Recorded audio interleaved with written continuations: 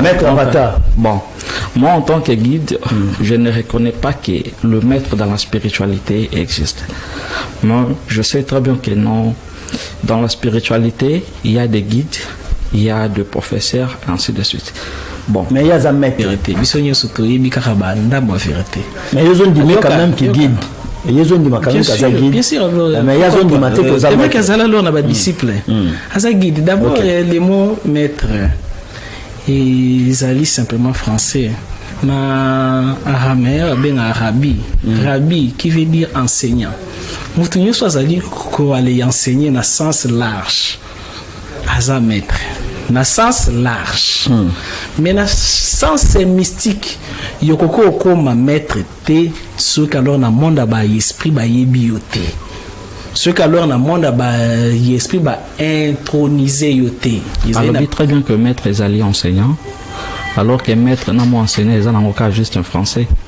Mais pourquoi ne pas préférer Babinga enseignant, mais préférer Babinga maître? Donc tu dois nous confirmer si tu as la maîtrise totale de la spiritualité.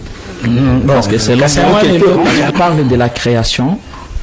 Création, selon nous, la conscience Congo, on ne se base pas seulement que sur des livres pour venir expliquer Batou. Oyo création et lobby. Bisope tozo sala musala oyo dans le livre saint balobi que il faut n'attirer ça la ligne inspirer biso. Alors tozali na manière na biso oyo to définir sa création oyo et permettre biso à ce que tozo réponse sur l'origine ya humanité. Alors la création selon nous la conscience Congo tozali ko subdiviser en d'abord en 4 plans ou soit en 4 parties. Je parle des origines de la création. Donc toko banana point A pour que tu aies kosuka sikoyo na point B. Donc to bandi na plan 1, to soki maintenant na 4e dimension place sikoyo to kozwa conclusion à la fin de l'émission si réellement to uti na Adam et Ève ou pas. Premièrement, le premier plan de la création est le plan de l'absolu. Père divin, d'abord, il y avait un engendré le monde numérique. Il y avait un esprit bazala. Ba numéro na nous mutezalaka. Ba numéro ils allaient transcender ba esprit. Tango yo le neya mondo yo lobby l'absolu dimension wana l'absolu yeko si éclaté yeko bimisa ba chiffre de 1 de 0 10 9 ainsi de suite bato bazaki wana bazaki kaka ba chiffre. Tango ba umeli basali plusieurs millénaires années lumière alors ba chiffre wana yekozwaka ba forme. Ève qui veut dire femme. Littéralement femme mais Adam il a ici tiré na poussière ya rouge. Ève qui veut dire femme. Mais est-ce qu'on a tradition alors Congo parce que na ngai la côte plus na nina parce que na mona ki akoma ki tradition alors Congo. Alors bazayo benga bango Lumbu na Muzita. C'est si aïe bien on était à Kokyo Komara déjà. Donc il y a Olimbi Sanga. Non, Tigana non. Non, moi quand je suis connecté dans toutes les informations. Non, attendez. Je dis qu'il y a un attaque avec la zone de Kourou. Donc ancêtre na biso ba utaki. Tokundo la boso. Kango mokembeli na ngokoli. Kasi bae ya Kongo balingaka bakwena bango te batikaka bachasseur babomaka bango ndenge batika bakanga prêtresse kipavita ndenge batika bakanga mfumu kimbangue ndenge batika bakanga baboma batumbanga lumumba na muzeka bila lobi lobi la reine Dondo Baron Massima Futila na wesh bakola lusa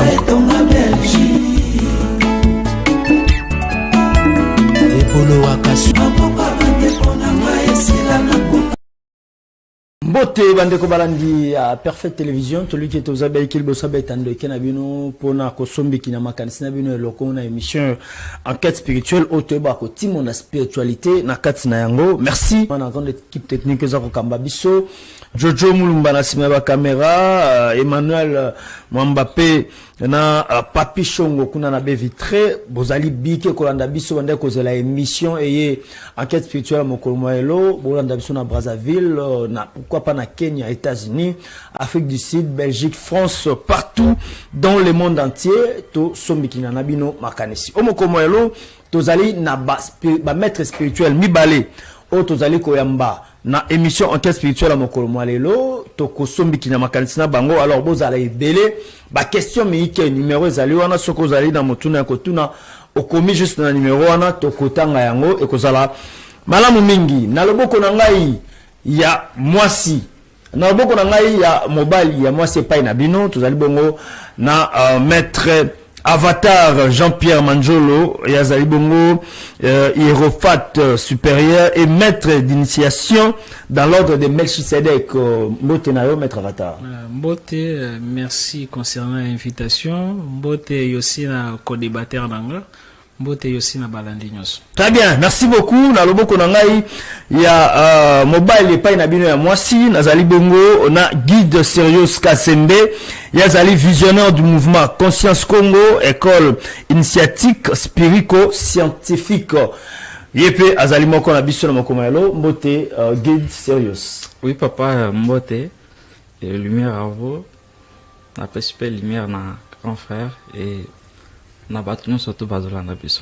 Très bien. Bango nde bazali ba invité to kondongo wana bango na mituna mike o to lengelo mokomayelo na bino na etali spiritualité. To kolobela bongo est-ce que nous venons d'Adam et Ève ou va l'âme après la mort?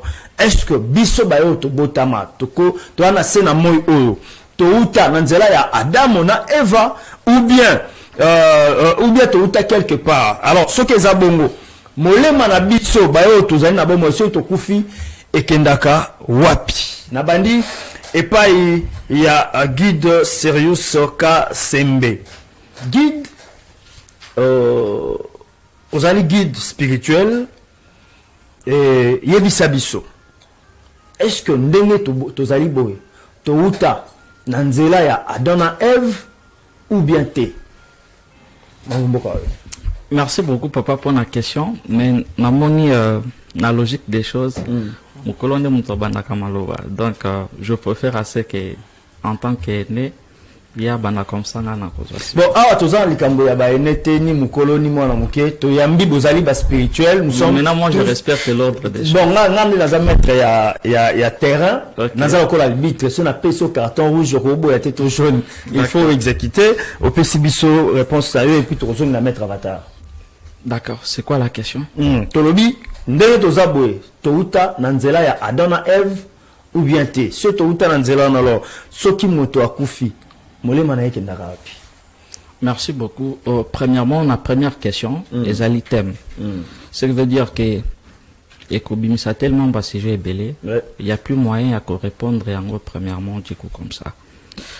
Mais premièrement, je tiens d'abord à remercier personnellement l'un des baobas, parce que si on peut parler de l'éveil des consciences, Nakatia Congo, tout soit Nakatia Kinshasa, naba archive historique comme on a été et configuré, parce que biso tozo utasima mais quand même baza parmi batu oyo babanda musala ya éveil des consciences depuis presque kala. Alors nous en tant que la conscience Congo mouvement oyo nga naza visionnaire tozaka na guerre na batute, mais au contraire tozaka na loi ya reconnaissance et to honoraka bango. Okay. Parce qu'aujourd'hui, à Koki Kozalate, non, je prends juste l'exemple. Il y a maître Avatar. Bon, moi en tant que guide, je ne reconnais pas que le maître dans la spiritualité existe. Moi, je sais très bien que non. Dans la spiritualité, il y a des guides, il y a des professeurs, ainsi de suite. Bon. Mais il y a un maître. Je ne sais pas cette question. Bon, je crois, il y a moins de susciter débat. Alors, j'aurais ce privilège-là. Il y a une question en face des mondes, si réellement dans la spiritualité le maître existe.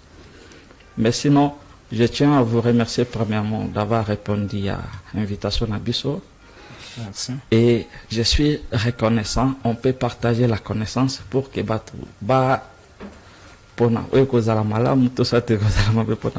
très bien. Merci. Yanola Mutuna. Et sa présentation. Donc, voilà, Maître Avatar, impression par rapport au guide sérieux à lobby. Et à lobby, c'est en face.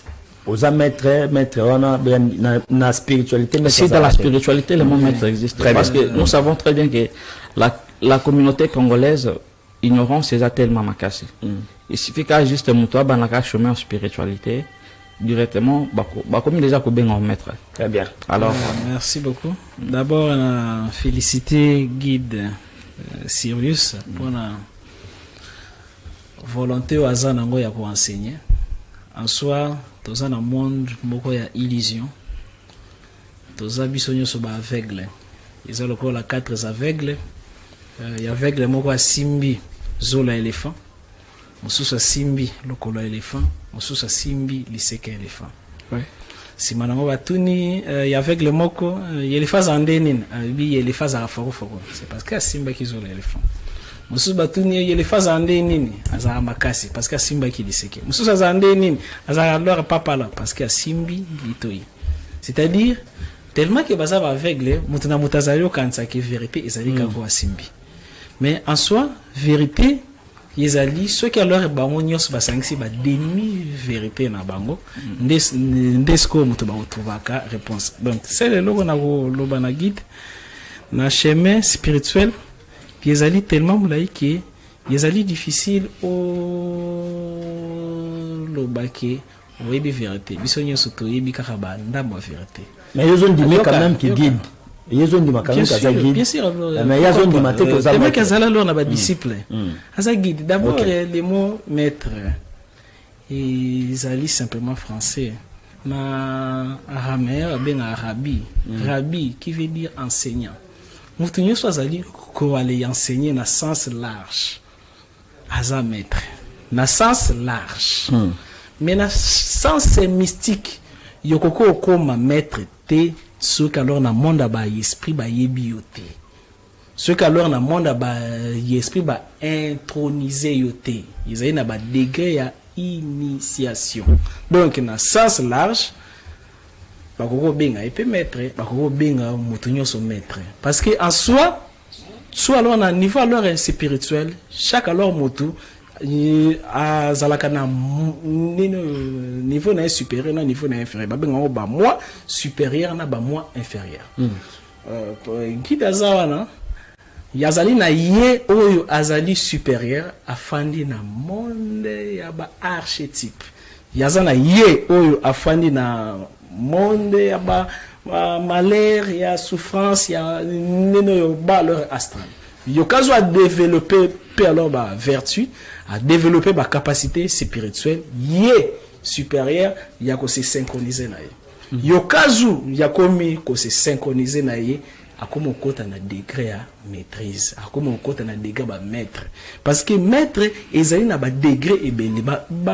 nano yo maître nyoso bazala na degré alors leur côté la même chose yokazu kiti makasi que non ya se pervertir leur imaginaire, il y a comme leur mettre un niveau à leur inférieur. Donc je vois pas inquiétude ni ezali déranger lorsque babi maître. Et ça c'est juste français qui veut dire motoza maîtrise enseignant. Alors la langue la biso Congo benga ba longi et longi azali enseignant. C'est un peu ça. Vous allez le moins grave. Voilà, vous êtes satisfait? Bon, on a juste satisfait à 50% parce que à l'objet très bien que maître est allié enseignant, alors que maître n'a pas enseigné les ans juste un français. Mais pourquoi ne pas préférer Babinga enseignant, mais préférer Babinga maître? Donc tu dois nous confirmer si tu as la maîtrise totale de la spiritualité. Parce que c'est la spiritualité, c'est une science.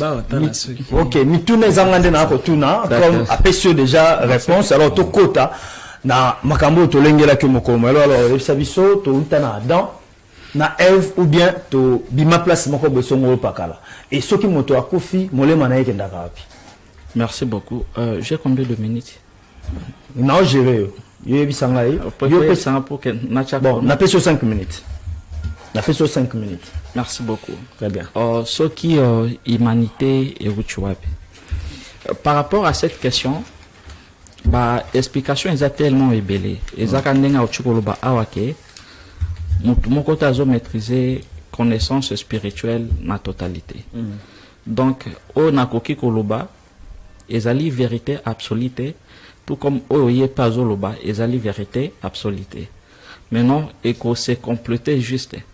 Maintenant, moi je vais expliquer l'origine de l'humanité selon Oyonga Naebi. Parce que Nalobaka Awa, Ezakana détruit Pia Bato. Ezakana Bato Oyonga d'habitude, bon, excusez-moi pour les termes, Ezali Pona Kofingate, mais on a qualifié à Kabango beaucoup plus de pasteurs que ce sont de perroquets. Les pasteurs sont des perroquets. Oui. Ok. Na sens nini.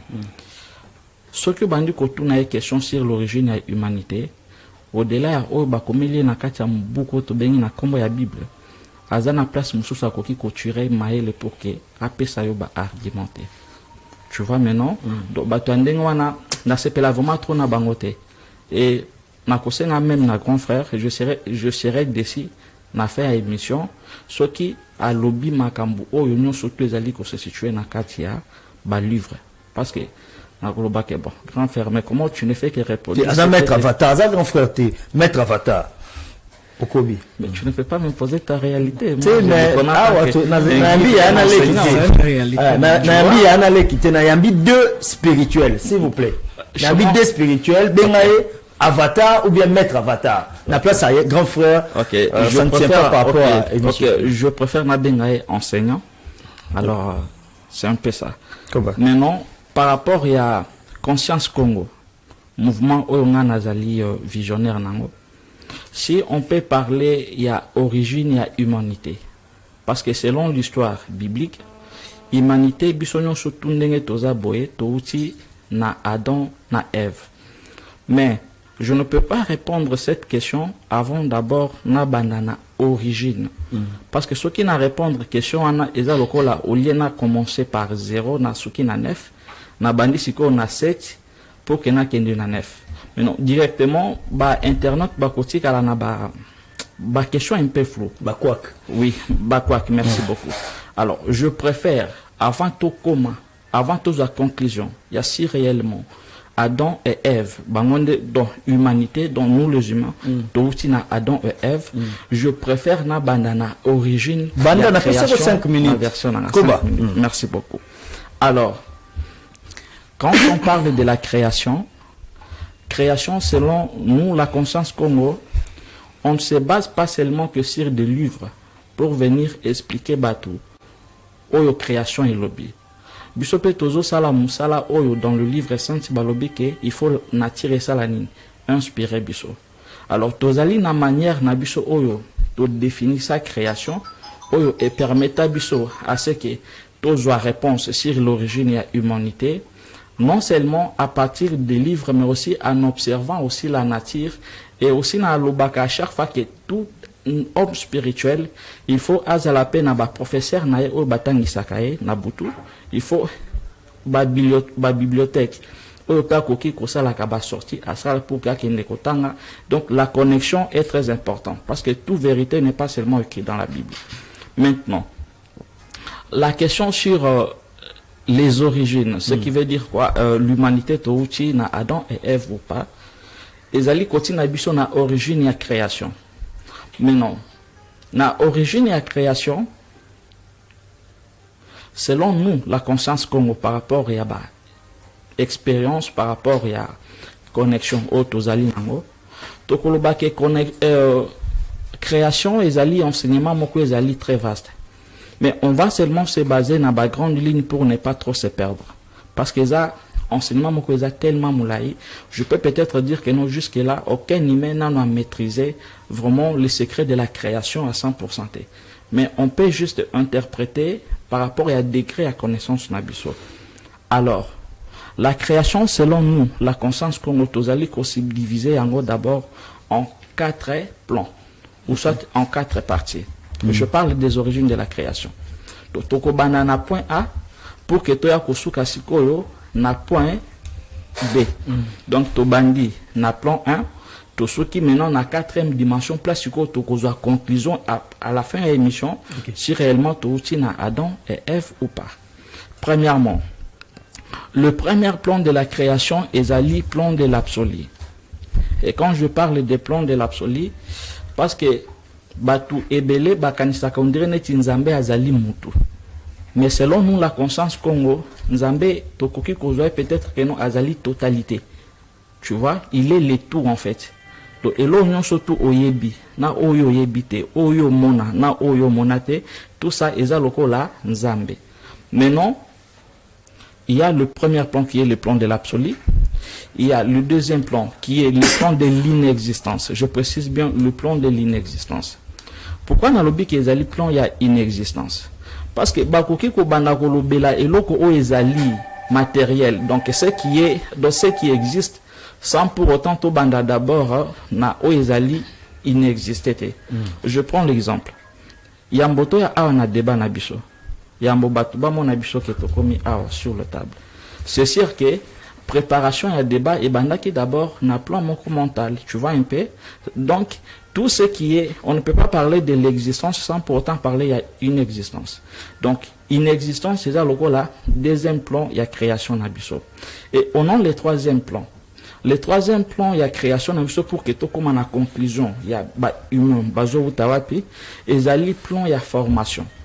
Pourquoi na ben yango que zali plan il y a formation? Parce que et loko o ezali manifesté et loko o biso surtout ozali komona il faut savoir que eutaki quelque part et loko an ezalaki formé quelque part et on a le quatrième plan o ezali plan ya suka ezali plan ya manifestation. Donc ce qui nazo mono boye parce que ozali ko vivre na dimension ya manifestation. Tu vois, donc tu as été formé quelque part. Maintenant, au comme qu'on vivre un plan, il y a manifestation. Très bien. Alors, tant que comme maintenant on a quatrième plan, il y a manifestation. C'est là maintenant on va tirer conclusion si réellement, selon la conscience Congo humain, Azali Kobimelana, Adam et Ève ou pas. Très bien. Merci beaucoup, guide Sirius. Tozanayo, Bandeko Balandio, Penza, Nabokebi, par rapport à déroulement na yo otalisi biso si réellement moto auti na Adana Ève toté mais au tiki biso quelque part pour tozongela yo. Maître Jean-Pierre Manjolo alias Avatar tozonge pa na yo moto autana Adana Ève toté si réellement moto autana Adana to Ève té alors ce qui moto akufi molema na ye et que d'accord aux appels à 5 minutes. Bon, on a combien à 7 aux 7 minutes. Merci. D'abord, nous allons considérer leur débattre. Ils allaient avoir complément. Échange, complément parce que apparemment, oh, on a nazo quoi. Ils appellent oh yé azalo quoi. Ok. Donc il faut baksa kakaba mungo. Alors, t'es déjà expliqué côté wana. Alors on a baksa qui il y avait que monde des à la monde. Il y avait que banzambo nyos toyebi bazala. Il y avait que existence ezala. Ezaki na univers moko tokoko pesa ngo kombote. D'ailleurs na connaissance Congo véritable. Neno va zalia donc bazalia les alors benga ngo ke il y avait leur nyos ezala. Ezaki na mara leur nzo. Donc, c'est-à-dire, ils ont néant leur primitive, les vides primitives. Na kati vide wana, ils ont être tokoko pesango, pesaye kombote. Mais biso kaka tokolukaka ko identifier. Azali alors mututé, azali principe. La différence azali entre mutuna et leur principe. Parce que principe azali à la fois conscience. Mais conscience moko o alors tokoko imaginer alors te. Kuna alors na kati vide na leur primitif alors bi esengeli à se distraire esengeli à créer illusion alingi ya se distraire ya ko se concentrer ya ko se fragmenter alors na monde ya illusion future ezali alors est passé na illusion alors future wana yeko ya engendrer père divin. D'abord, il y avait engendré le monde numérique. Il y avait esprit bazala. Ba numéro nanu mutezalaka. Ba numéro ezalo transcender ba esprit. tango yo le neya mondo yo lobby l'absoli dimension wana l'absoli yeko si éclaté yeko bimisa ba chiffre de 1 de 0 10 9 ainsi de suite bato bazaki wana bazaki kaka ba chiffre tango ba umeli basali plusieurs millénaires années lumière alors ba chiffre wana yeko zoka ba forme et après ba chiffre wana yeko kabwana en D alors yeko engendrer père divin na mère divine donc nzambe papa na nzambe mama mende bazanga ba le kombo lolenge moko mwasi na mobali soki basangani soki alors bazaki na période ya malamu ba ko produire ba bébé lolenge moko inyo na bango yeko produire plusieurs divinités wana na kangi alors parenthèse. Alors, on a zongi, alors on a fait la question. Alors, côté alors la question, yo tuni ce qui biso to utana Adam to Eve. Adam, ils allaient juste comme mot générique. Adam qui veut dire homme. Eve qui veut dire femme. Littéralement femme, mais Adam il a ici tiré na poussière ya rouge. Okay. Eve qui veut dire femme. Mais est-ce qu'on a tradition alors Congo parce que na ngai la côte plus na parce que na mona ki akoma ki tradition alors Congo. Alors bazayo benga bango lumbu na muzita c'est si raï bien on était à Kokyo comme déjà donc il y a Olimbi sanga non tika non moi quand je suis connecté dans toutes les informations non attendez moi tika ngata quand même na zamtani ku kumesema ba malema donc il y a Olimbi sanga la lingio mingi olobi awa sûrement ayebi yangote akona na ngina ko ayebi to susu zalo lexanga soki ekota to di oui ekoti écoutez les ça m'a chuté OK donc on sanga za débat na lingio mingi mais la débat isengeli mo ba choc ba idée za là alors tout ça na lumbu na muzita lumbu qui veut dire homme muzita qui veut dire femme mais ne bazala qui alors créé te qui séparé bazala qui créé mbala moko ba bengi bango na hébreu ba bengi Adam Kadmon azala qui à la fois mwasi à la fois mobali côté alors la tradition alors Congo ba bengi maungu ezali li alors ba race ba être alors primitif bazalaki à la fois basi à la fois ya alors mibali donc bazalaki collé mais tango bazalaki là qui alors doublé bazalaki na même dimension que nzambe bazalaki na besoin de prier parce que nyonso yezalaki na bango yango na alors yokomona na livre ya Genèse nino Genèse ya talo na Bible balobi ke tango nzambe asali Adam Eve a créé bango mwasi na mobali mais na moment moko boye balobi oh non nzambe amoni donc il n'est pas bon que l'homme soit seul bon a créé qui liboso mwasi na mobali qui a bizarrement ala lisi Adam et après alors abimisi alors panzi après alors ya dalobi voici cette fois-là ezalaki nani c'est parce que na kati ya ba livre sacré nyonso ba bomba ba alors cause yo Adam na leur Eve topé pe alors lumbu na leur muzita ba leur kabwana biso nyonso to wutana Adam na Eve.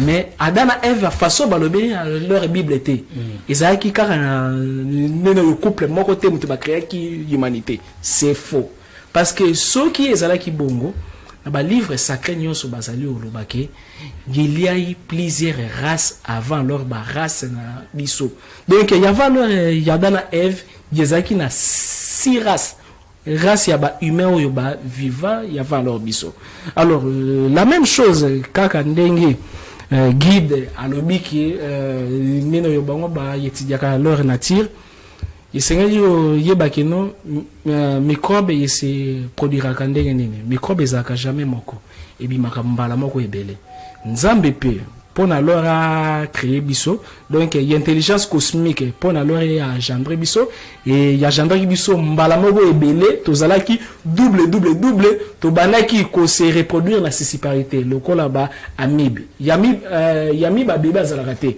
ezaki mba moko bokobima mikolo mais ezaki na ba erreur e salemaki et ezalaki na choc et salemaki oyo yekosalaki tokomaki séparé tokomaki sous alors développé par là tant que conscience na biso ekomaki endormi parce que minutes nous ezate il y aurait maintenant visite yaba extraterrestre yekozala na race yaba extraterrestre belé à l'occurrence bah Anunnaki bah Arien donc race belé yaba extraterrestre leur baroya kaka na objectif ya ko modifier ADN na biso ya ko sala ka ba recherche na kati leur planète na biso o ya leur ba religieux ba bengaka nzambe bazali ba ene bazali ba être oyo bakoki ozoka bakoko okufa yawe akoko okufa yawe akoko ozoka yawe akoko botisa mutu ala akoko botisa mutu. Alors c'est parce que alors to yebite en réalité nini oyo toza donc en vrai dire to utabiso sona Adam na Ève mais dans la forme Bible et l'obéité. Merci beaucoup maître. Concernant alors question à la vie après la mort. Na zongela yo na ona mutuna na zongela guide serious bolanda biso na maître avatar na guide serious toza ko sombi kinyama kanisa yo spiritualité guide serious soki moto akufi molema na yeke ndaka wapi. Merci beaucoup papa. Je préfère avant de répondre à la question na compléter na nous thème nanga pour que c'est qu'elle a incomplété parce que je vais parler des 4 plans de la création mais il faut expliquer dans des plans après na soka na expliquer. Bon OK na lombango po tozoki masima ya tango na nge tozwa likoli ko to azala mo ba mituna miki o sengi na tuna bino ibale bande ko ba ko zela. Ne vous en faites pas papa. Premièrement, c'est ce qui arrive si on se base que sur des livres pour nous expliquer bateau, la réalité oyo, les amis modèles ya maïle ya bateau ba comment qui va livrer wana. Bon, moi je vais juste compléter. Premièrement, il a parlé il y a vide, néant. Mais peut-être mutumso akoto na peut-être question. Mais vide en utaki wapi. Alors nous juste pour lui compléter un tout petit peu, dans le plan il y a absolu, c'est là où vivait l'incréé. Pourquoi on a le but l'incréé? Parce que il n'a jamais été créé. Il est l'absolu, il est l'incréé. Na terme, on peut poser la facile, on peut dire que Nzambe. Maintenant, de l'incréé et bimisi émanation, il y a néant ou il y a vide. Mais nakati ya vide, ezalaki ka vide ya pambate. Nakati ya vide, ezalaki na état ya inconscience. Parce qu'il faut savoir que création, pour nous comprendre yango bien, création est la évolution ya zemi. Dengue zalaki no papa au PC semence et semence wana ezali ko évoluer après 9 mois bébé abimi. Maintenant, selon nous la conscience Congo, le vide ezalaki vidité, mais il y avait l'incréé, il y avait l'état, il y a inconscience. Alors cet état il y a inconscience, yango ne muteza la cause il y a ba succession, il y a ba émanation, il y a création. Alors cet état il y a inconscience avec le temps et il y a maintenant causoa conscience. Bon, chez nous la conscience Congo, la conscience avec l'esprit, bon, il faut pas comprendre, nous on préfère utiliser beaucoup plus les termes la conscience. Parce que lui, il parle juste lui il ne parle pas il y a origine. Tu vois, c'est juste moi Gumoko Boyana. Parce que à partir de la version Nayako expliqué, je peux lui poser 10 questions à Okangama. Pourquoi? Parce que Azako s'est limité à la création où déjà je préfère d'abord évoluer pour que ma canisinanga ait se perturber. Alors, du vide, il y avait l'inconscient. L'inconscient a pris conscience. Après que l'inconscient a pris conscience, je parle maintenant à état et à conscience. Il fallait d'abord que... On ne peut pas parler de la création sans pour autant que principe, il y a conscience et zala. Mais non, à partir il y a principe, il y a conscience et comme maintenant émanation, il y a principe, il y a mental. Parce que mental, il y a coordonner ma camion sur toi. Vous ne pouvez pas commencer à parler. Il y a apparition, il y a Père divin, la Mère divine, alors que il faut d'abord la base. Mère divine, pas là.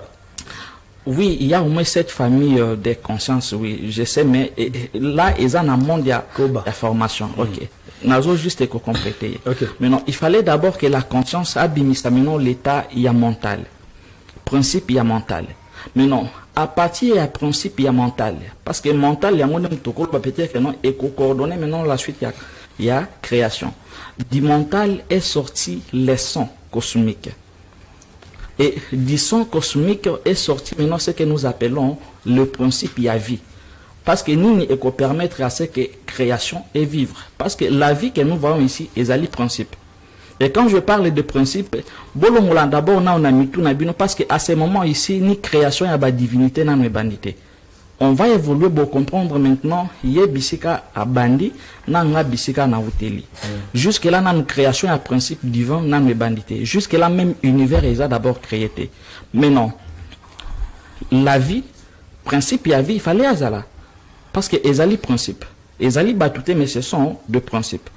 Alors, c'est moi ma casse, mais je sais d'expliquer ça pour que mon toutou a comprendre. Mais non, la vie, le principe il y a vie, il y a monde maintenant et quoi ça maintenant les 5 éléments.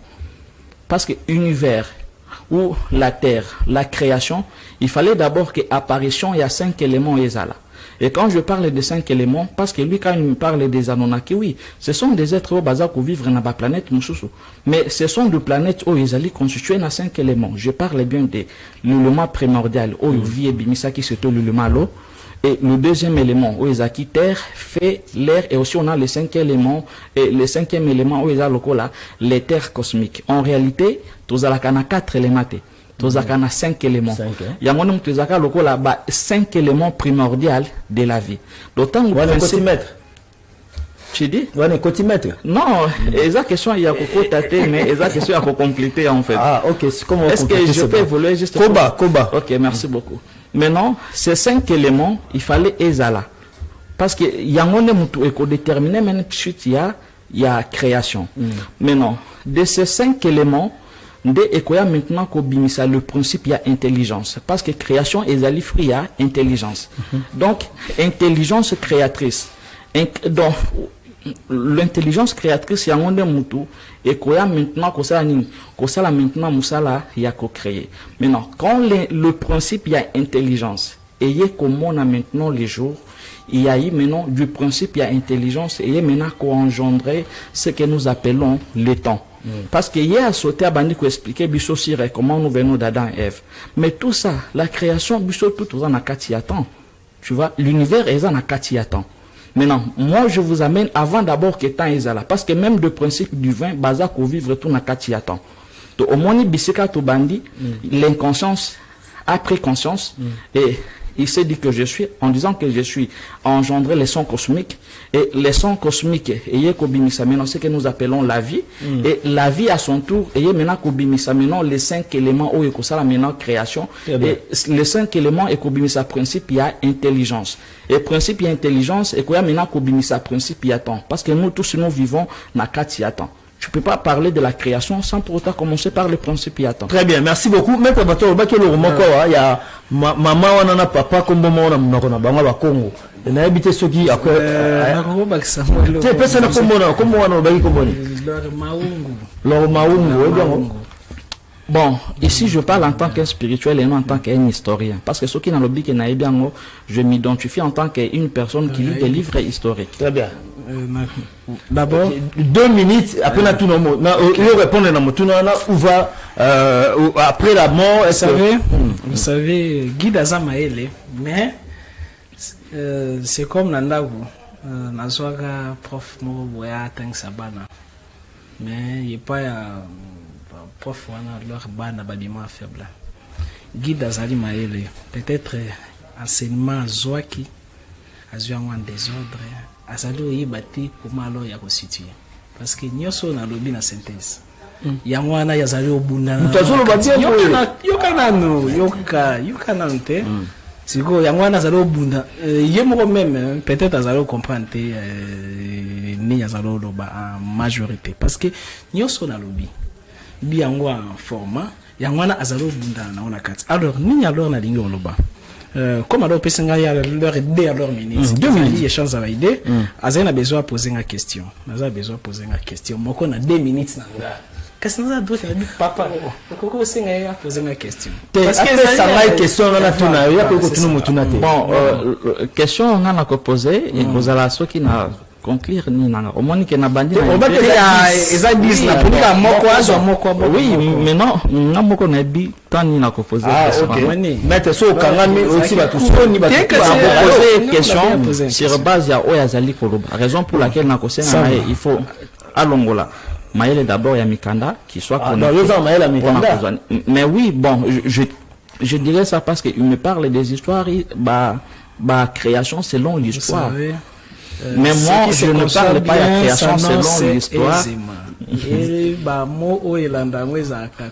Merci beaucoup, Guy. Merci, Maître Avatar. Oui, si copé Sabiso, dimanche. Molema ya moto ekendaka wapi soki akufi. D'accord. Nous avons combien de minutes? 5 minutes. Oui, on a fait 5 minutes. Donc, tous en matière à temps. Et c'est nous le beau gérer comme un temps rapide. 5 minutes, donc il ne peut pas respecter sauter na kati. Lelo Jean-Pierre Manzolo Nazali, alias Maître Avatar, na kufi par accident. Transition na liwe was différent. Jean-Pierre Manzolo a confié na date intelligence cosmique et là. Transition n'a aux alapés différents. Ceux qui alors a confié aussi comme croyant, soit chrétien, soit croyant à mouvement Congo, croyant au Dieu de Melchizedek. Par contre, n'a pays aux alapés différents. Ceux qui aussi n'a confié comme un athée, par contre, n'a pays aux alapés différents. Alors, nous allons bétana nous dit solo ya liwa normal.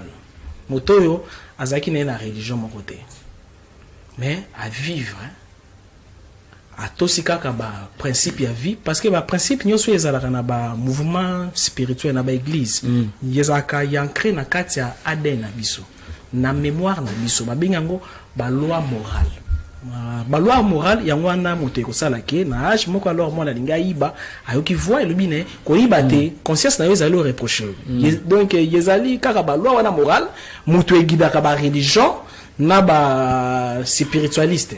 Alors ceux qui alors na kufi la première des choses moto yazana 3 jours ya ko annoncer liwana ye azali un peu technicien ceux qui alors na linga ki guide mingi akoko mona nga na ndoto tope akoki azalaki na photo nanga boye ekoye panzani tope akoko mona nga na leki na liboso ya lupangu na ye mais nazali na vilo azalaki te mutaza 3 jours tope okoki ozali olamba nzungu etombwami ekoyi tope nendo makile panzi ne comme on ko annoncer mutu nyoso akufi azana droit ya ko annoncer parce que tozalaka séparé tozalaka lié alors na neno batu nyoso yo to aller portaka comme affection na mutema na biso yo kaso na lingi yo lien moko bo déjà esalemi wana yo zana 3 jours y a pas alors 3 jours tango bakeyo kunda mutu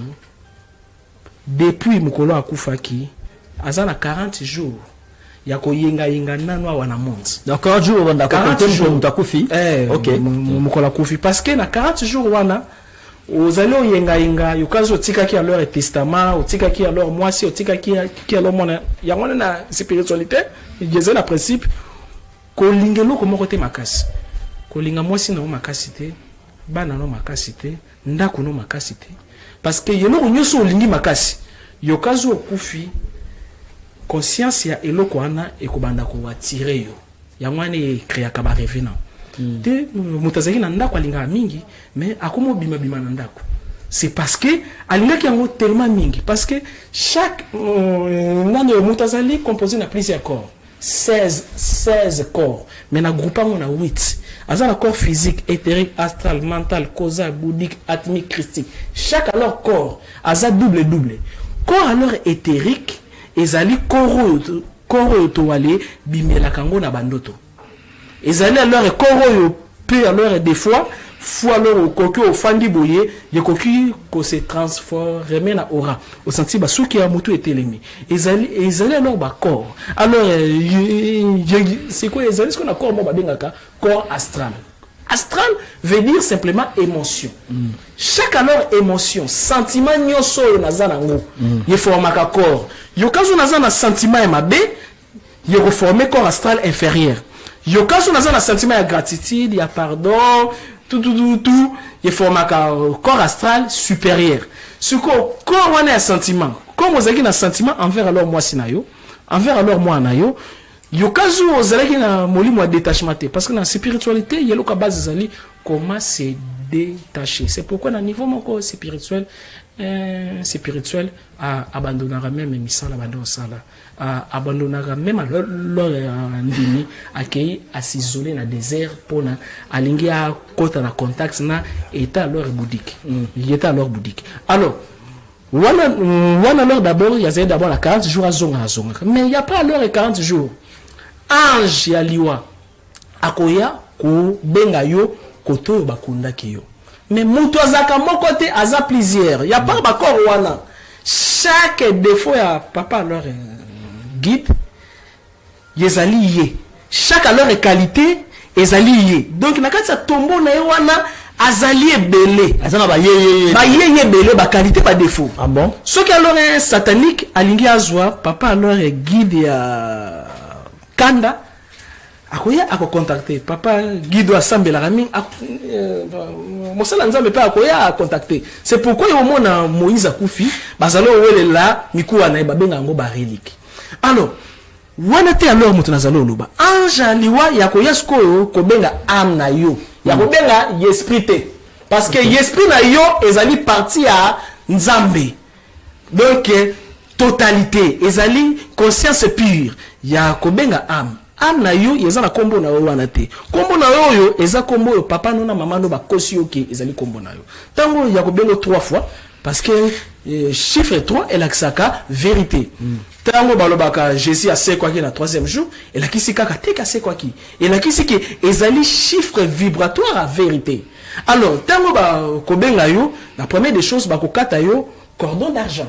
Cordon d'argent, monte ça là que olali oloti cauchemar oyebi ke yoza la kasa ndoto yo bande opumbu veut dire que yoza la dimension astrale topé éthérique topé mental topé alors causal yo kazo lingo lamuka yo monde déjà que olali bo pouf surtout qui yo kanzo ko koyaki c'est parce que cordon ane benda rabiso alors baniki ke o subir liwa ba kokata cordon na dès que ba ali kata leur cordon na la première des choses ba ko faire voyager.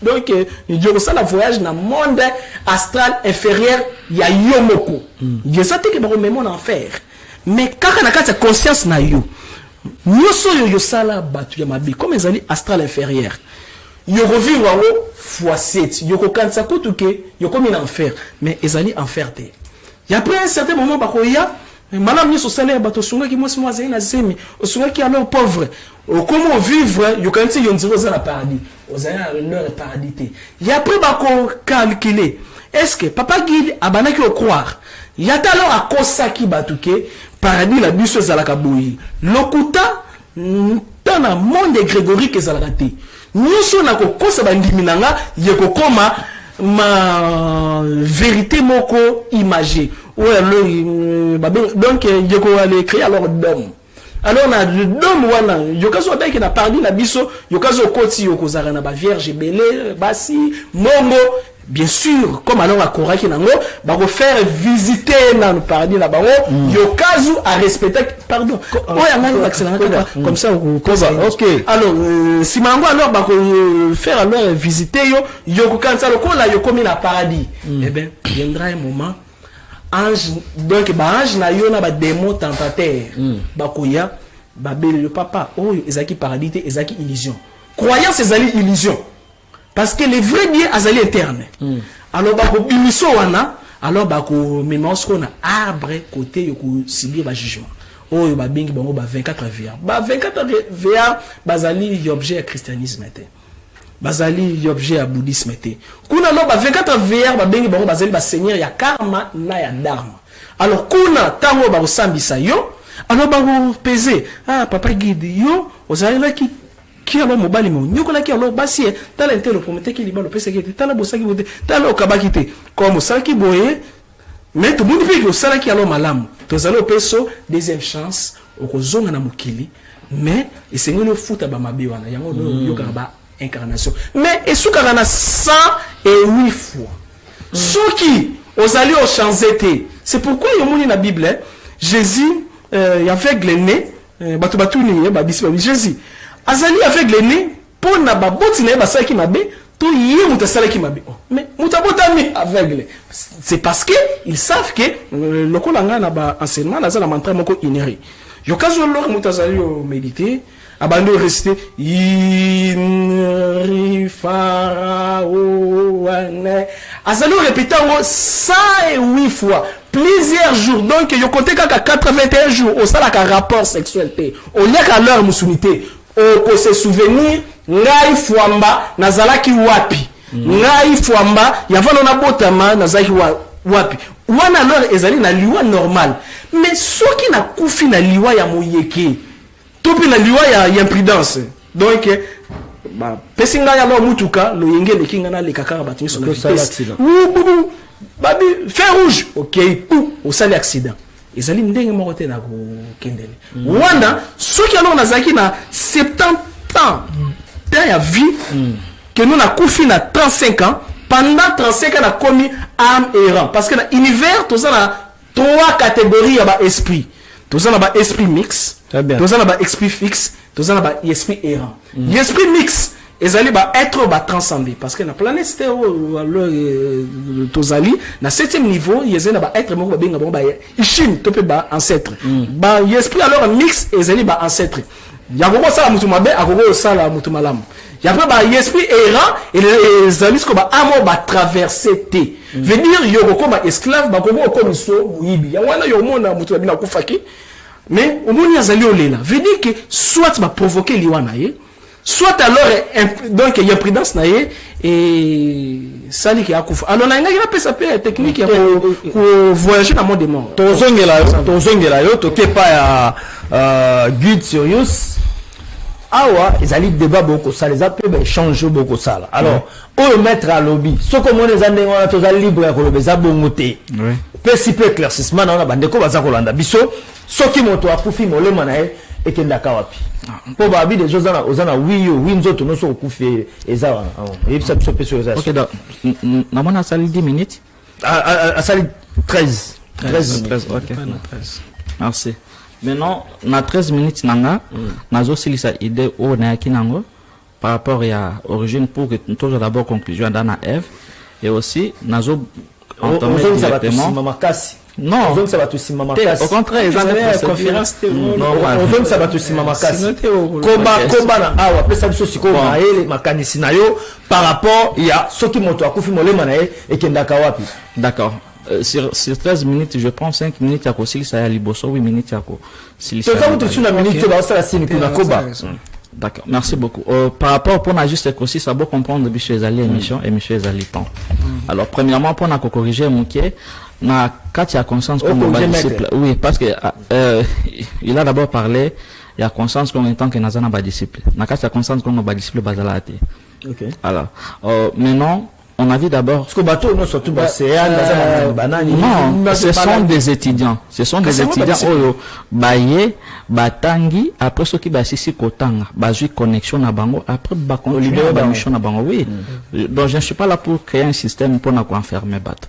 Alors, par rapport, il y a, juste pour nous compléter, pour que bateau bâti la idée à flotter. Après les temps, et tout le monde a qui apparition y attend. Parce que lui, il a commencé par les êtres numériques. Mais tu comprends, être numérique, en réalité, temps ou temps est bimé. Maintenant, le temps va définir l'espace. Parce que le temps déjà existe, mais l'univers n'a pas pu exister. Le planète aussi n'a pas pu exister. Alors, quand le temps va définir l'espace, qu'est-ce que maintenant l'intelligence créatrice avec le temps vont faire l'air tout bas, créer maintenant les 4 principes. Les 4 principes, peut-être que non, les 4 êtres vivants. Bon, selon différentes versions, mais nous, on parle des 4 principes, des 4 piliers de la création. On voit le principe, il y a loi, Mibeko. On voit le principe, il y a puissance. on va le principe, il y a sagesse, on va le principe de l'amour inconditionnel. Parce qu'on comprend que tant que tous ces principes-là, nous les allons quitter. Après, maintenant, apparition de ces 4 principes. Déplace maintenant, apparition, il y a être numérique, ou il y a le chiffre. Tu vois? Donc, chiffre, il faut mais ok, pourquoi apparition? Parce que les êtres bimi et prend les 4 principes, ils ont des êtres numériques. Des êtres numériques, ce sont des chiffres de 0 à 9. Maintenant, chiffre 0, il y a maintenant à quoi comporter corps et univers. Parce que univers est quoi qui cause d'abord, sans que le temps ils allaient. Et temps a défini l'espace, alors ils ont créé maintenant les 4 principes, et les 4 principes maintenant, créent maintenant les êtres numériques. Les êtres numériques, cohabiter dans univers. Commençant, les 0 va prendre les formes, il y a univers. Chiffre 1, il y a une mémoire cosmique. Parce que moi, quand je parle que je suis connecté, ce n'est pas connexion à que non, je parle de tout ce que j'ai ramassé dans des livres, non. Je parle par rapport à Oyo et Zoye Langa Namutu. Le chiffre 0, à cause de la forme, il y a univers. Le chiffre 1, à cause de la forme, il y a mémoire cosmique. Donc, toutes les informations, ils ont univers, ils ont condensé dans le chiffre 1. Les chiffres D, il y a un jouer rôle, il y a équilibre. Mais non. Il y a maintenant l'univers, mais la planète nanou, la binité, la humain nanou, bazate. Il n'y a pas encore de créature. Maintenant, on a vu déjà l'apparition, il y a 5 éléments. Pour maintenant que la création, donc tout comme ce qu'on a dimension, bon, c'est la métier qu'on saute, tout comme ce qu'on a dimension, il y a manifestation. Pour que la création est là, après l'apparition, il y a être numérique, où ils allaient 0 déjà du forme univers. Inerte. Bon, après l'apparition, il y a chiffre 0, où il y a cause de forme, il y a univers. Il y aura maintenant la création, il y a être tobengi, la géométrie sacrée. Je crois que, bon, moi aussi je maîtrise, Nazatron a livre Kaba. Il y a Kabal, mais je n'aime pas trop expliquer ça, je parle au Nanazoka. Mais non, à partir de la géométrie, tu vois, des formes géométriques, ce sont des êtres. En réalité, création et souka nango na ba forme géométrique. Pourquoi ba forme géométrique? Ba koya ko créer maintenant ba forme géométrique pour que bazwa les 5 éléments ou déjà ezalaki créé ba ya kolatisa maintenant nzoto. Na kati ya ba forme géométrique, to koya ko zwa lisusu apparition ya auto bengi cercle. Maintenant, les cercles yende mutu, il va maintenant porter les corps des soleils et des planètes. Ba koya ko zwa maintenant les 5 éléments balatisi. Maintenant, on a maintenant l'apparition de planètes. Parce que tous ces êtres qu'il parle là, ce sont des êtres au bazar qui vivent dans la planète. Maintenant, il a fallu d'abord que création, il y a une forme géométrique qui est là, et qu'on permette maintenant à ce que, les 5 éléments, qui déjà créés par la vie, maintenant, na géométrie. Maintenant, moi, je vais sauter maintenant pour parler de l'homme. Biso batuto outi na forme auto bengi la merkaba. En réalité, forme au biso batutozanango et zalaka merkaba. Donc, ils ont pris les 5 éléments, déjà vu, yazalaki déjà créé, condensé en la forme ya merkaba. Maintenant, l'apparition ya mutu et bimi. Maintenant, apparition, quand je parle de l'homme, bon, tiens, d'abord on a mis tout, je ne parle pas d'abord de l'homme dans la dimension de la planète Terre. Parce qu'il y a des planètes où ils sont tellement vieilles que notre planète, et ça n'a pas être yambo oyo, bazalaka créé. Maintenant, par rapport à la création, tant que forme géométrique et bandi, maintenant qu'on crée les êtres félins. Des divinités où yazotanga bakombwana, ce sont des êtres où bazalaki créé na ba être na race moko, autobengaka de félins. Alors là, on a maintenant l'apparition de l'homme. Et quand je parle de l'homme, je parle de votre forme ici. Donc, la forme humaine, ce n'est pas seulement sur la planète Terre. La forme humaine est même na ba planète et bana na ba dimension en réalité bisonde toyande koya na mabele awa. Parce que de ce côté-là, il avait raison d'enga lobaki par rapport à ndenge toyaki, mais je ne peux pas encore répéter ça. Donc je me limite seulement sur ça. Okay. Mais non, par rapport il y a où va l'âme après la mort. Premièrement, pour nous comprendre question pour nous répondre à la question il faut d'abord savoir que on parle de la mort par rapport au maître à lobby. Oui, maintenant, moi je vais contredire, ok. Moi je vais contredire. Premièrement, il a dit que Bayaka 3 jours avant. Non.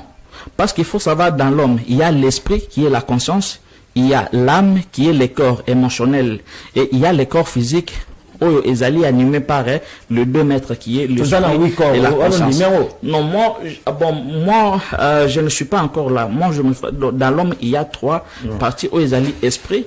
Okay. Parce que na ba 8 corps wana, ezana ba corps ezali ko composer esprit, ezana ba corps ezali ko composer âme, et aussi ezana ba corps ezali ko composer les corps physiques.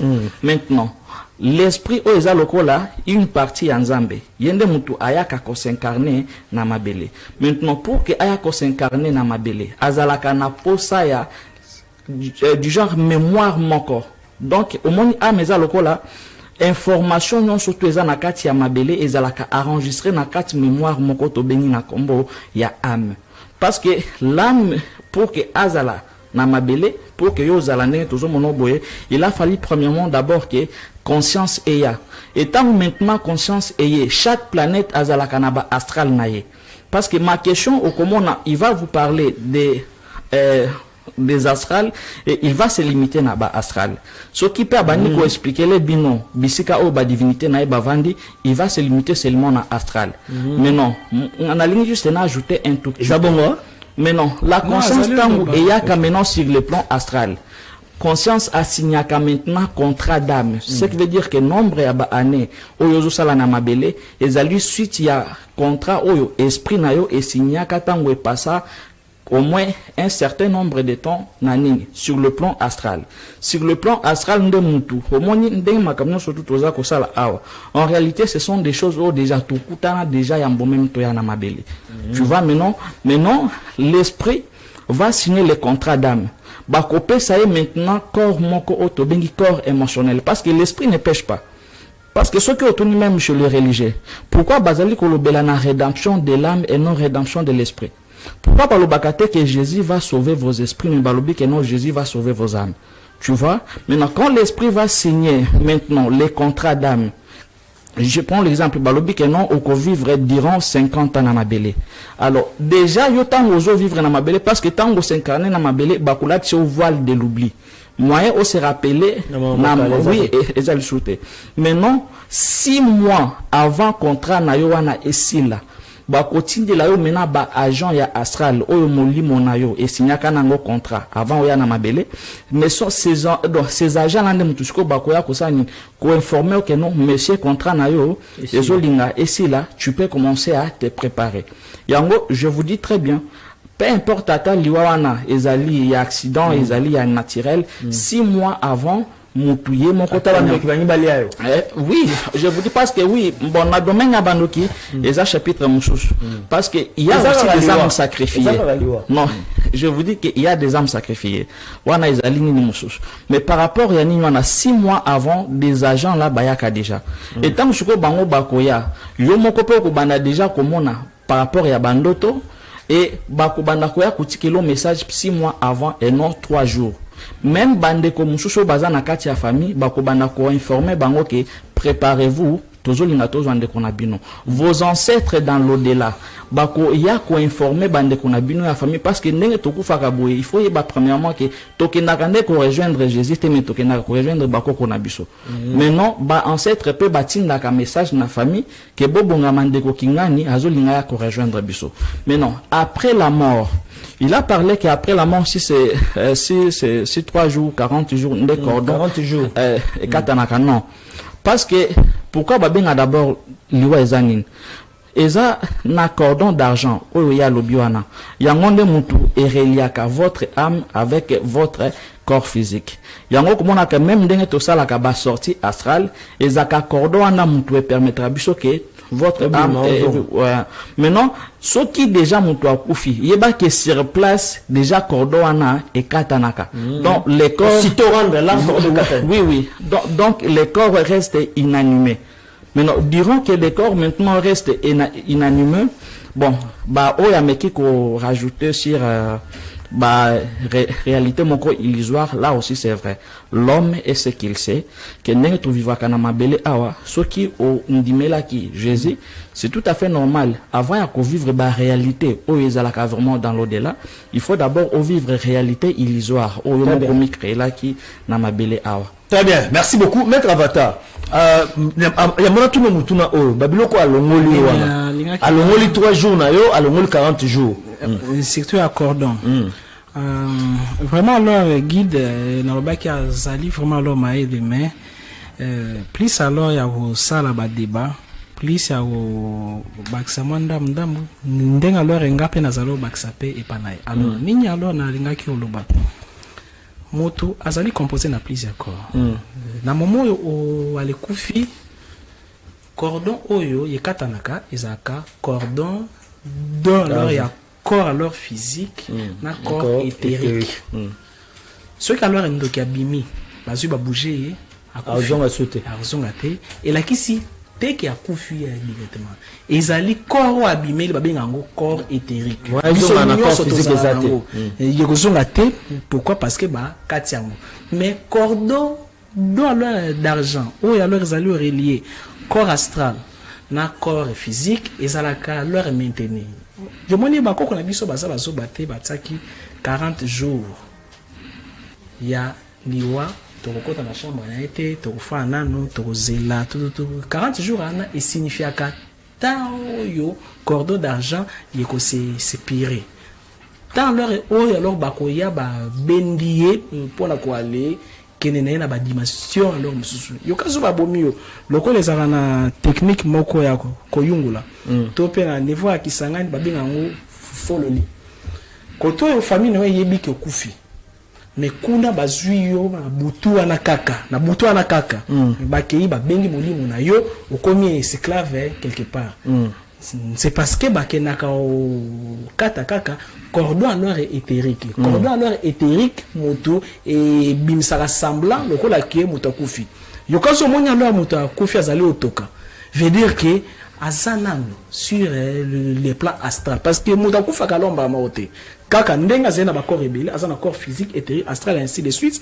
yokaso akufi na corps alors physique et sengeli aussi akufa na corps éthérique et sengeli aussi akufa na corps astral inférieur na supérieur et sengeli akufa aussi na corps alors mental c'est pourquoi alors grand maître Jésus oyo azalaki africain azalaki moto mwindu oyo azalaki na bana ebele na Yesu Bible neno parce que modifier alors kolobake yokazo tali alors moi ça bata makanisa mabe osali déjà kobo parce que mental ezape corps donc ba corps nyoso ezali relié na ba singa donc concernant alobi à 3 jours ezaka alors bon na 40 jours donc na kokio forcé non na kokio forcé yete kandi mangai parce que yeloko ezali sûr parce que yeloko ezaka alors sûreté na kokende poto mais liwa eza sir biso nyoso tokufa toko expérimenter mais seulement que biso na ordre Melchisedec toza ba méthode yokokio voyager na monde des morts yokoko kufa pono oui donc vous allez vivre mais topesa ngono topesa bado okenda déjà topesa kango opesa muto kende apesa ngo veut dire que ngamoko na yes expérimenter parce que c'est impossible que un spirituel ou visite ka monde ba morté c'est impossible bon habiter ce qui a oui moi je visite le monde des morts et non oyazolo bawana donc ça monde des morts msusu oui monde des morts alors la session le matin concernant leur nyoso guide à lobby yezate ki yoka bavoa ezana arbre moko ya kabal babenga arbre séphirotique et lobeli numérologie et lobeli de 9 à 0 et lobeli un sauf à ouvre vous savez ngai ça nga pasi ceux qui alors biso ba spirituel to aletangi livre et to lobiki banzambe balobi na ngai alors que yezana na possibilité ya kutanga mémoire akashique ezali na niveau ya rat na ye akoki ozoba enseignement kuna et ya komona ke ba enseignement ya kozwa lo kuna ye ko dépasser oyo yeza na kabal juif. Très bien, merci beaucoup. Tokomi kokoma na suka guide mutuna ona otuna bino mbale ezaba mutuna na silisini na ezaba mutuna ya suka po ba sala biso sinkuna na koti ba blo msuti pona Jésus azana pona ki mettre avatar sur ba grand maître Jésus abala bota asala boy pona Yesu azana. Bon, c'est là na uchuku tukopé ces raisons parce que il vient de parler il y a mémoire akashique Mais tout ce qu'il dit, c'est comme si Azon di Melanga vraiment mais Azo kwa na oyo, les écrits na kacha libre. Maintenant, ce qui attend à Kamema Akashik, selon l'histoire. Parce que pour répondre à cette question, il faut que na se refaire na histoire. Selon l'histoire, na koloba peut-être que non, mutumoko na kombo ya Jésus, peut-être ceux qui n'ont zéro n'a combien n'a jamais existé. Dis non, il y a Jésus. Peut-être ceux qui attendent là comme Moussoussou, là c'est pas un problème. Mais par rapport à incarnation, il y a âme. Incarnation, il y a âme, c'est une fausse enseignement. Et à la piège des êtres de l'astral. Parce que les êtres de l'astral se nourrissent de nos énergies. Raison pour laquelle Bazakana Posa, Moli Monayo, Ezongana âme te. Parce que ceux qui ont longue épreuve, il y a ma belle. Donc tu as traverser le 7 épreuves de l'âme. Yeba ke jour au kokufa âme na yo kotika la na astralité. Au kozonga na âme na yo bisika outa. Maintenant les êtres de l'astral, comme ce sont les êtres qui se nourrissent de nos énergies à travers les émotions. Oyo bapé sakabiso et pas âme. Raison pour laquelle na ba o na ba diviniser ba âme na bangote bazala ka piéger que jour à kokufa bala qui c'est réalité moko bwana yo ko pousser que à s'incarner. En réalité, le créateur ne juge personne. Parce que si le créateur commence à juger sa propre créature, donc ce créateur-là n'est pas parfait. Le jugement est arrêté. Ah bon? Oui. Et le paradis et l'enfer par rapport à Oya Lobiwana, ce sont juste des doctrines. Pourquoi? Par rapport à la vibration et à Amnayo, bon. Je préfère peut-être tout ça la série D parce que le temps ne fait de... Voilà, mettre à jugement. Yomoni na senga ya poser une question. Jugement ça l'heure n'a qui n'a posé question. Comme 5 minutes. Tout n'a pas une question voilà. OK, nous tout na Jésus le ba que mon ndenga lo ngoli yango. J'ai côté. Té alors ngolité parce que vous savez grand maître Jésus. Azaki na côté babanda robenga ye. Il y a biko benga petit maître comme ça déjà dans tous les cas un maître azamuto azali enseignant mais ya zo ya na otisi ko yo moni na côté mususu babana benge Yoshua lokola na Tibet babana qui alors benga Sanada Ben Pandira. Donc yazina ba kombo na belé o babana go benga o les chanceux étaient zalo nzeli président ba benga Fachi Beton Kwatombolo ainsi de suite comme aussi alors Cyrus pe ba benga Guide Cyrus Kasembe ainsi de suite mutuna mutazana kombo akoki benga mais garder les mêmes essences pompé la même personnage. Alors concernant yelo kalobi astral, d'abord essayez de définir c'est quoi l'astral, c'est quoi l'âme. Âme ezanine, âme qui est juste kusho egardaka ba information ndenga lobaki, mais kushuana en soi ezaka korte. Kushuana e permettra kaka ke yokazo lingio se réincarner na niveau ya cerveau motu azalaka sko na ba partie misato. Yazana partie ba bengi conscience, azana partie ba bengi subconscient, azana partie ba bengi super conscience. Conscience nyoso ya ko se rappeler, nyoso abosane yekofana na subconscient. Et après la super conscience ezali ndesko koto la mémoire univers vers et faniwana. En soi, mutu aza mutu te. Mutu aza yemoko nzambe. Mutu nyoso yazana droite ki yazala na ngai comme enseignant naie, azana yé comme enseignant naie. Mutu nyoso esengeli azala na nani comme enseignant.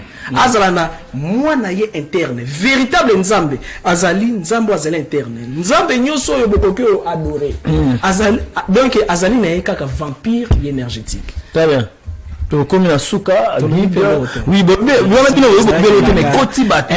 je crois que tu reçois la deuxième numéro, comme la chute, tu reçois le deuxième numéro, c'est bon, bien sûr, tant la binopoto, tiki batu na posa, bah émission de cas on a parfait télévision, enquête spirituelle, guide, tu commis pratiquement à la fin. Le BLM sur conférence aux Obomisa déjà le 29 août 2025 on a Kanchach na salle Chilombo et tout le monde y peut quelque part avoir bien inscription pour l'information Banderoba Rolandayo na souka na PC numéro de téléphone.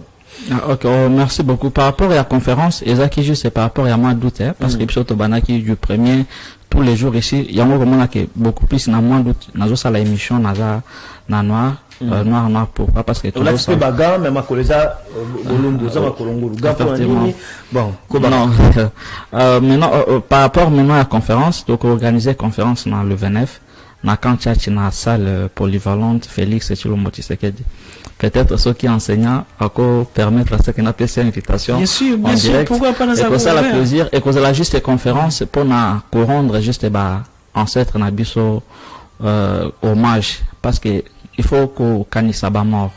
On peut pas oublier les morts parce que les morts pas à peine une partie, bah détenir quand même une partie à bénédiction à biso.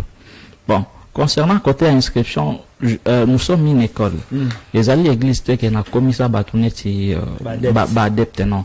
Tu viens au sali ba formation na yo, aux vraies initiations parce que le plus important les alliés au comment na batebele au même babana ba mouvement et spiritualité kala ba initiation na bango en réalité et ce qui sera batuna astral. Donc, bah, on peut besoin de code, il y a appellation, il y a ange, alors que les anges là, en réalité, n'existent pas. Il faut parler en langue. Ça, c'est de bêtises. Robo Chandaraba, c'est de bêtises, en fait. Alors, maintenant, raison pour laquelle, Bissot te permettra à ce que Moutoise à la connecter, na génie, naïe, ou que permettrait à ce que, abandako développer maintenant, dans naïe. Très bien, numéro de téléphone?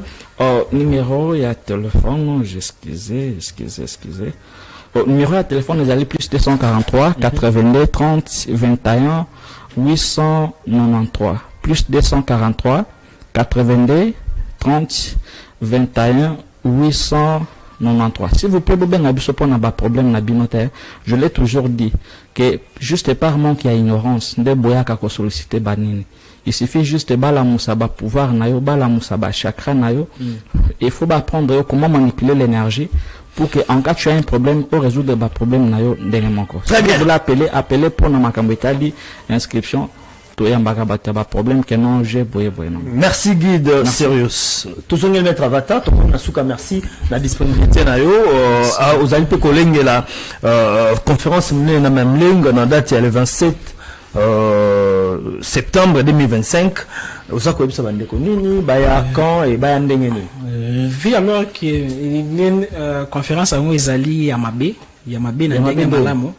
Alors on a limité bato 20. Kaka 20 so ya mbala na tsaki ya bato belé mais na réduire bato 20. Thème ya conférence ezali comment yokoko fabriquer attaque spirituelle, attaque mentale. Et comment alors yoko détecter balancer l'attaque parce que tu sais diable yakobanga yote parce que olimbisa kaka. Diable ndoki yakobanga yo abeti mbasu moko asutuki azui mbasu nzoto mbimba. À lancer aux flèches. Donc, ça, comment créer les attaques et comment repousser les attaques et comment alors yoko provoquer choc retour. Exemple, kaka, yokaso lingo exposé à adversaire na yo, PC cadeau. PC ba cadeau, yebi kazali adversaire, PC ba cadeau.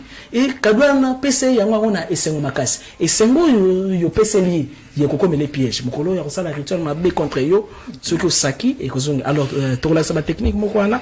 Alors inscription et ça ça le numéro WhatsApp parce que un jour tokoko kufa mais souci na biso zaka ndambo tozanango et Lubama merci na yo numéro WhatsApp numéro à téléphone ezali 89 64 72 798 89 64 72 798 nasengi merci na yo nasengi aussi merci na guide nasengi aussi merci na balandinios topesio matondo merci na bino mibale na maloba na bino nde tocheli tono na émission enquête spirituelle mokomayelo bopesi biso temps na bino je crois na demande na bino tokozwa bino susu bikomza ko na deuxième numéro nzamba pambola bino merci beaucoup na maloba na bango nde tocheli tono na émission enquête spirituelle mokomayelo sekolo smasi azongi te tokuta na mikoze ko na même on a numéro sika butra mama boto na bino merci na maître nanga professeur Max Mbenga na assistance na yo merci na Jojo Mulumba na sima ya caméra merci na Océane merci à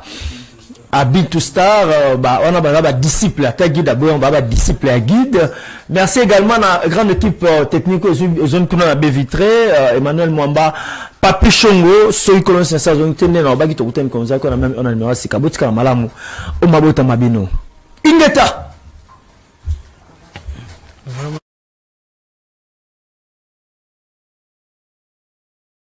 ancêtre na biso bautaki tokundola buso mbokango kitoko mbokango mokembeli na ngokoli kasi kasi baye ya Kongo balingaka bakwena bango te batikaka bachasseur babomaka bango ndenge batika bakanga prêtresse Kipavita ndenge batika bakanga mfumu Kimbangue ndenge batika bakanga baboma batumbanga Lumumba na Moïse Kabila lobi la reine Dondo Baron Massima Fusila na wesh Bakola Lusam Epolo Wakasu